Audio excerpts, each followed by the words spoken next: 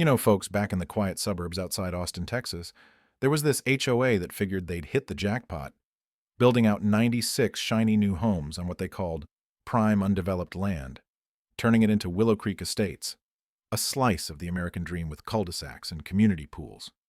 But little did they know, the real owner, this unassuming 62-year-old retired teacher named Eleanor Hayes, had been watching the whole time, her family's 40 acres sitting right there like a hidden gem she'd guarded for decades. And boy, did they stroll right into her trap without even knocking. Eleanor wasn't the type to yell or make a scene. No, she was the quiet storm, the kind of woman who'd sip her sweet tea on the porch of her modest bungalow, remembering how her folks scraped by during the oil busts of the 70s to buy that plot. Her dad working double shifts at the refinery, her mom pinching pennies from her seamstress gigs, always drilling into her that land's the one thing nobody's making more of, and she'd promised them on their deathbeds she'd hold on to it, come hell or high water. So when she drove by one dusty afternoon and spotted those bulldozers ripping into the earth, her earth, she didn't panic. Her heart dropped, sure, but then that steely resolve kicked in, the same one that got her through 35 years wrangling rowdy middle schoolers, thinking, "Oh, honey, you've poked the wrong bear." It started innocent enough, or so it seemed. Eleanor had always been vigilant, driving into Cedar Hills twice a year to check those county records, chatting up the clerks who knew her by name. "Mrs. Hayes, you're the only one who still shows up in person," one tease. And she'd smile back, "Well, darlin', surprises ain't my thing." She'd kept every tax receipt in a fireproof box, had her old friend Harlan Reed, the attorney down on Maple Street, review the title every few years. Belt and suspenders, he called it, and even filed a quiet title action back in 18 just to lock it down, 'cause she'd heard whispers of developers circling like vultures, eyeing the booming suburbs where strip malls were popping up faster than bluebonnets in spring. But the Willow Creek HOA, led by this slick-talking president, Randall Brooks, a burly guy in his late 50s with a silver tongue and a habit of schmoozing bankers at steakhouse luncheons, they saw her land as just empty dirt, a clerical glitch in the old maps labeling it unclaimed. So they barreled ahead, waving off a junior surveyor's red flag in a board meeting, Randall chuckling, "That's ancient history, probably some forgotten ranch. We'll sort the paperwork after the foundations are poured. Momentum's everything, boys." And pour they did. Houses sprouted like weeds. Families started snapping them up. The Lopez clan, Miguel and Sofia with their 2 kids, finally escaping a cramped apartment, Sofia beaming over the granite counters. "This is where we'll make memories, mi amor." The Carters, young Lauren and Tyler, her belly swelling with their first baby, Tyler tossing a ball in the backyard. "We did it, babe. Our own piece of Texas." Even the Jenkins, retired mechanic Darnell and his wife Lena, sinking their savings into what they called their forever porch swing. Randall boasted to the local paper at the ribbon cutting, flashing that grin. "We're not just building homes, folks. We're crafting legacies, turning dirt into dreams." And the crowd clapped. But Eleanor, a mile away, was already piecing her puzzle, snapping photos from the roadside, whispering into her phone, "Lot 8, roof going up. Evidence noted." Her Uncle Joe shaking his head over coffee, "Ellie, why not raise hell? Call the news." And she'd reply softly, "Noise echoes and fades, Joe. Paperwork sticks like glue." But as those sold signs multiplied, the whispers turned to rumbles. Eleanor sent that first cease and desist through Harlan, landing on Randall's desk like a quiet bomb, and he just laughed it off in the boardroom, crumpling it. "Some old widow thinking she can scare us with legalese? She's got no fight in her. We'll bury this in court costs." Oh, the irony.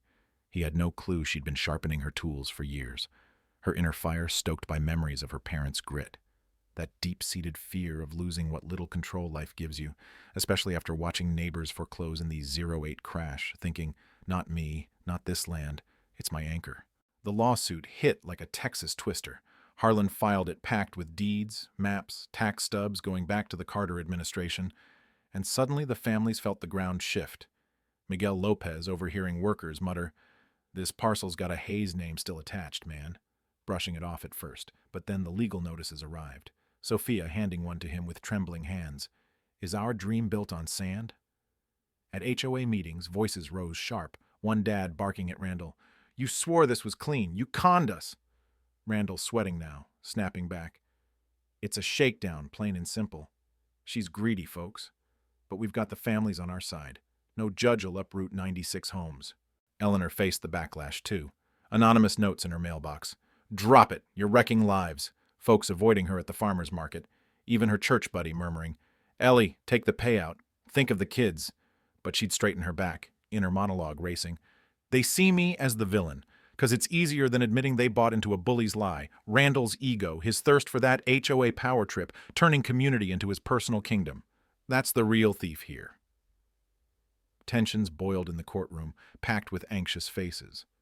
Harlan laid it out cool as a cucumber. "Your Honor, my client didn't invite this invasion. It's theft, pure and simple," while Randall's fancy Atlanta lawyers pleaded sympathy. "Think of the innocent families, the irreparable harm." Eleanor on the stand, voice steady but eyes fierce. "My folks bled for this dirt. I won't let arrogance erase that." And when Harlan grilled Randall, "Did you verify the title before bulldozing?" he stammered, face reddening. "We trusted the maps." Harlan leaning in, trusted or ignored. The room buzzing with that gotcha moment, Eleanor's heart pounding, thinking, "This is for you, Mom and Dad, the payback for every shortcut they took." The verdict dropped like a hammer in that stuffy Cedar Hills courthouse. Judge Harlan, no relation, declaring, "Ownership rests squarely with Mrs. Hayes. The HOA and builders are liable." Gasps rippling through. Sophia Lopez burying her face in Miguel's shoulder. Tyler Carter whispering to Lauren, "What now? Our baby's nursery." Randall slinking out, pale as a ghost, muttering to cameras, "This ain't over." But it was. His resignation followed swift. The board in shambles, families splintered between rage at him and quiet empathy for Eleanor, who stepped outside into the sun, reporters swarming, her saying softly, "This wasn't about revenge. It's about respecting what's earned, not grabbed." In the aftermath, negotiations dragged, the builders offering a fat check to buy her out. But Eleanor held firm at first, sipping tea with Harlan. Money's fine, but they need to learn. Randall's blind ambition, treating folks like pawns for his legacy, that cost everyone. She showed grace, though, meeting some families at the community center, looking Sophia in the eye. "I don't blame y'all. You were sold a raw deal." Sophia nodding tearfully. "We get it now, Mrs. Hayes. You're just protecting your roots like we do for ours."